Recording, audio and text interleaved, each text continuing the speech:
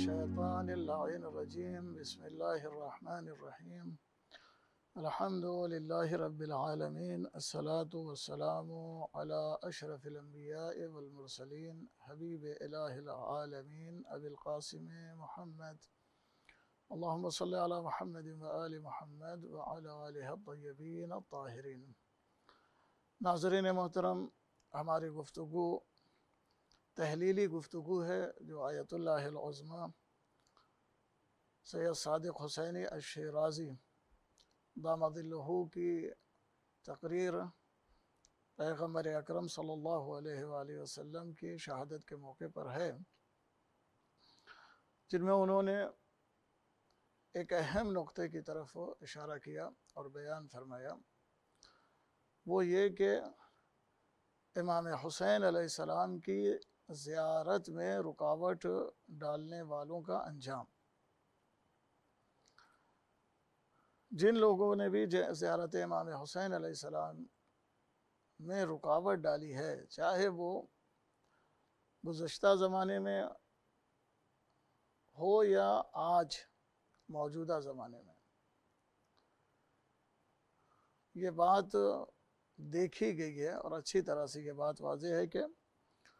وہ لوگ اپنے انجام تک پہنچے، اور آج بھی اگر کوئی رکاوٹ ڈالنے کی کوشش کرے تو وہ بھی اپنے انجام تک پہنچا ہے اور پہنچ جائے گا۔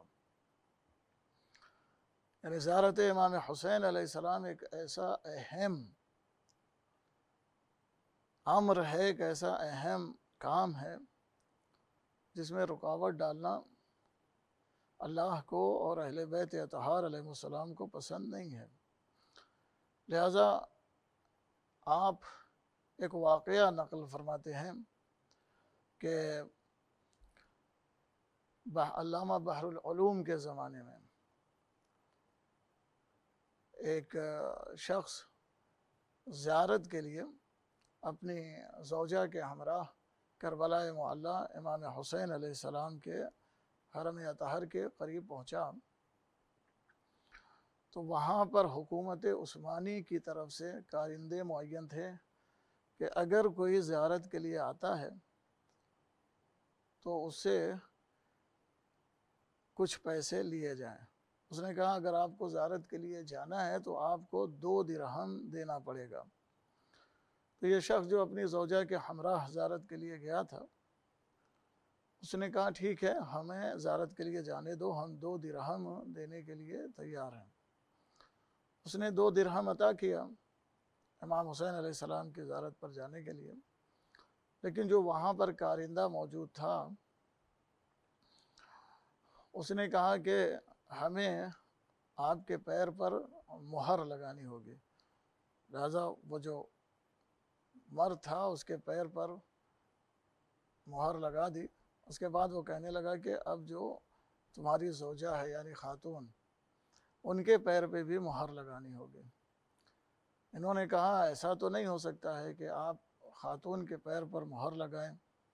یہ ایک عورت ہے اور یہ اس کے شایان شان نہیں ہے کہ اس کے پیر کے اوپر کوئی نامحرم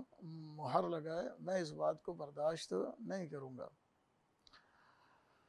ہاں اگر تجھے اور پیسہ چاہیے تو میں اور پیسہ تجھے دینے کے لیے آمادہ ہوں، لیکن وہ کہتا ہے نہیں، بغیر مہر کے ہم نہیں جانے دیں گے۔ ان دونوں میں یہ گفتگو ہو ہی رہی تھی کہ اس کے ہاتھ میں ڈنڈا تھا اور اس نے اس ڈنڈے سے ذریعے سے اس خاتون کے پیر پر زور سے مارا۔ خاتون بیچاری زمین پر گر گئی اور کچھ دیر کے بعد اس نے خود کو سنبھالا اور وہ خاتون کھڑی ہو گئی، اٹھ گئی زمین سے،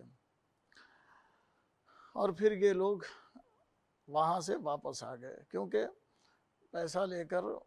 یہ شخص نہیں جانے دے رہا تھا، بلکہ جو ہے یہ کہہ رہا تھا کہ مہر لگانا ہے، اور یہ بات واقعاً جو ہے وہ درست نہیں تھی، اور یہ شایان شان نہیں تھی کہ خاتون کے پیر کے اوپر وہ مہر لگائے۔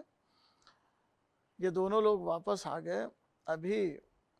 یہ لوگ کچھ دور ہی واپس آئے تھے کہ یہ جو شخص تھا جس نے اس خاتون کے ساتھ بے ادبی کی تھی، زائر امام حسین علیہ السلام کے ساتھ، تیزی سے زور زور یہ